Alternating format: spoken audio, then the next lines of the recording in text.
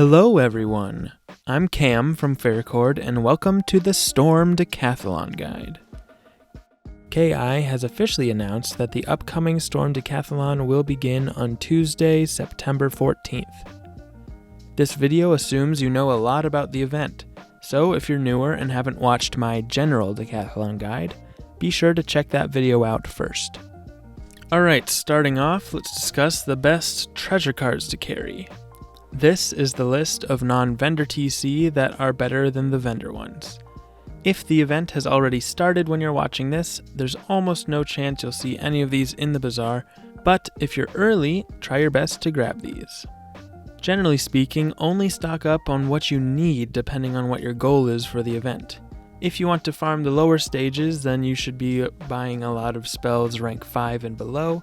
Otherwise, if you're trying to beat the professor at the top, you should be buying a bunch of higher ranked spells, like 8 and above. Per usual, most of what you need will be easy to get. And in this one, there's lots of good spells from vendors like Humongo Frog and Orthrus.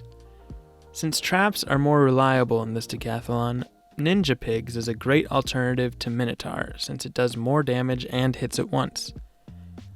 Automo Fury does an amazing amount of damage, even at the low end, so that's a good one to buy a lot of as well. However, Oni no Jade is even better if you can find those. Talos is the best minion in the game that is easily found in the bazaar, so buy some of those if you can, but, of course, Meowiardi would be better if you had them. Medusa and Calendar are really the only large damage options for upper stages, so buy those if you're going up there. Next, we got the yellow cards. Basilisk does do a lot of damage, but since most of the damage is over time and you can't use feints to buff it, you'd be better off not using them. Gobbler is a good spell that does the high end of Cyclops. Keeper only does a bit more than Gobbler, but the extra trap could be nice. And Stone Colossus is just a worse version of Automo or Oni no Jade if you can't get them. General Achilles is just a bit better than Troll, but is super rare for some reason. The Rat Magician spells do comparable 2-pip damage, but the bubble they put up is worse than a normal Time of Legend. However, if you're not planning to use a Time of Legend treasure card, these could be super helpful just to get up that permanent buff. Yellow Troll is similar, but the buff is one time only. Chiminea and Athena Battle Sight are good if you want to hit and shield at the same time. Obviously, Chimney has a better shield, and Athena has better damage. The last one from the blue section is Boreas Ifrit, which is super neat because it does more than Medusa and it puts up 2 traps, which could be a good combo with a Minotaur kind of spell. Lastly, the red section just has some decent spells. Most notably, Errant Gobbler is just a higher accuracy version of Gobbler. And that is it for the myth hits. The possible minions for this decathlon are quite a lot because myth is kind of the minion school. One minion is the Golem minion, which you can get from the bazaar, however it is super duper rare. Anywho, here's what he can use. Troll minion has 3 different versions, but in general these are the spells. You can get him from the bazaar as well. Similarly, Cyclops minion has 4 different versions. Here are his spells, and he can be bought from the Zopharia librarian.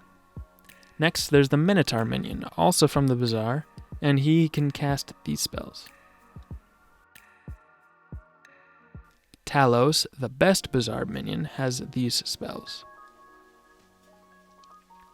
And next is Meowiardi from the Hand of Doom pack, or the bazaar if you're lucky. Here's his spells.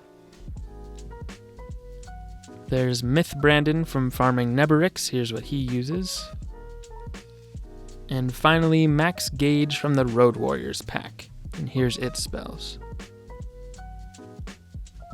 As always, I don't think there's any reason to buy packs for these minions, but if you have free time, then I'd highly recommend Brandon farming.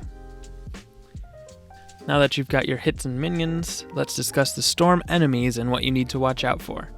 This decathlon is one of the easiest, but it does have its challenges.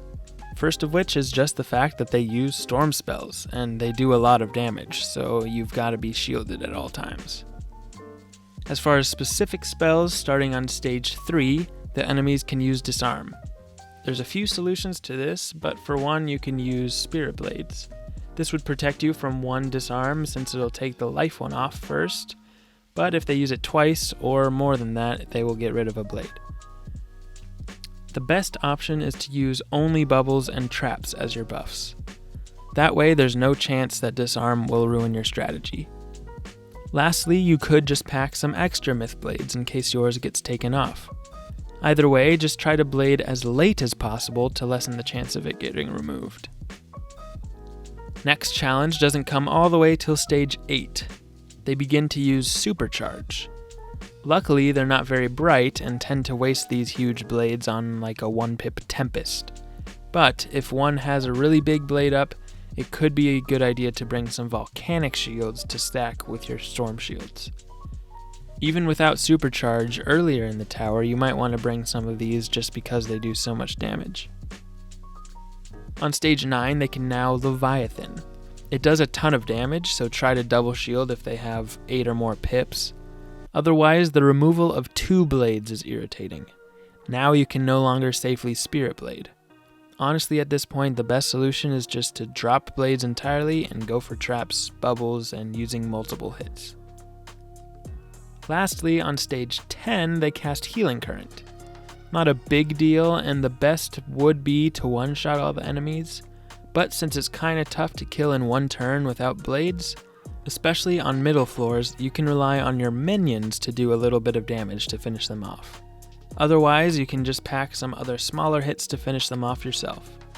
This hasn't ever really been an issue for me, but just know that it's coming. For pets, you really don't need anything other than Frozen Kraken as usual. Nothing else is really even close to comparable this time. Finally, let's discuss deck setups.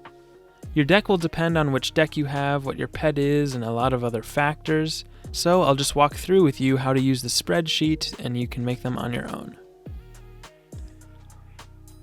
For this example, let's say you're working with Storm Deck 5 and you're trying to do stages 5 and 6. Deck 5 has 7% damage, so we'll be using column F for the effective health. Alright.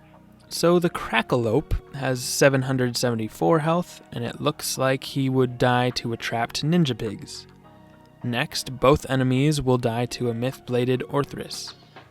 I know they can disarm, so I'm going to bring a Spirit Blade instead. Next, a Myth-Trapped Automo Fury does 1 damage less than I need. To be safe, I'm going to bring a backup Bloodbat, but I think with rounding this should still kill if it does low end. Next, I need to do 1059 to the Thunderball, and Oni no Jade with a trap is close, but not quite. So I'll throw in a Spirit Blade instead.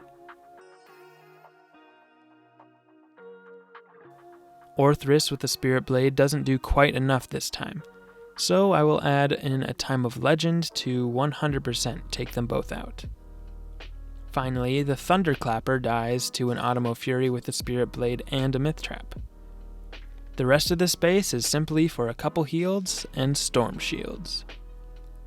With that, our deck is complete and we're ready to enter the tower. And that will do it for the Storm Deckathalon guide. I hope this was helpful. Make sure to leave a comment below if you have any questions, or join the Discord in the description, and I'm there to help all the time.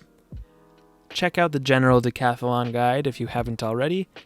And this was actually the last one. I had a really good time making these guides for you guys. Let me know in the comments if there's any more guides you'd like to see. Thanks for watching.